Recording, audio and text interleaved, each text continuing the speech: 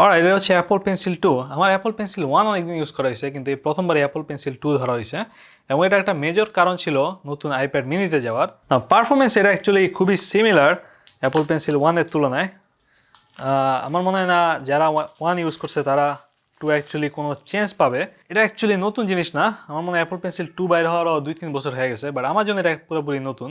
আমি এর আগে যতগুলো আইপ্যাড ইউজ করছি প্রত্যেকটাই হচ্ছে অ্যাপল পেন্সিল 1-এর সাথে কম্পেটেবল ছিল। এটাই হচ্ছে ফার্স্ট আইপ্যাড, এবং এখন থেকে অ্যাকচুয়ালি সব আইপ্যাডই এটার সাথে কম্পেটেবল হবে।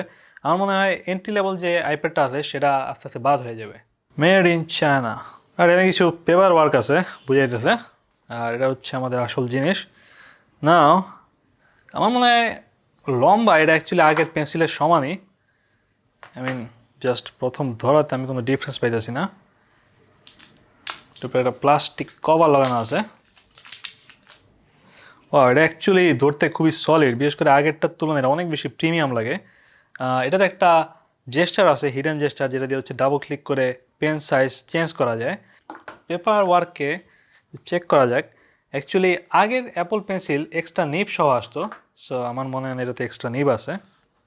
Look at this, all the useless things except একমাত্র যে জিনিসটা দরকার সেটা হচ্ছে অ্যাপল দেয় নাই। Classic Apple.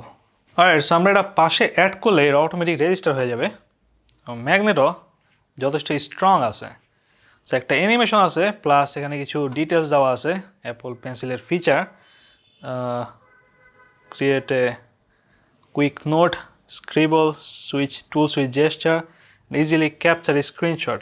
সো এই পেন্সিলের অ্যাকচুয়ালি একটা বড় ফিচার হচ্ছে এটা দিয়ে নোট করা যায় যখন তখন। আই মিন আইপ্যাড যদি অফও থাকে তাহলে হচ্ছে এই পেন্সিল দিয়ে হচ্ছে আমরা যদি স্ক্রিনে ক্লিক করি তাহলে হচ্ছে ইনস্ট্যান্টলি নোট লেখা যায়। সো আমরা এটা প্রত্যেকবার অ্যাড করার পরপরই এটা চার্জ হওয়া শুরু হয় এবং চার্জিং স্ট্যাটাস উপরে লেখা ওঠে।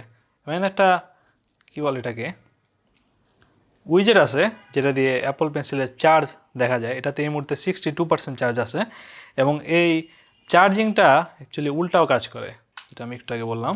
So that's pretty impressive.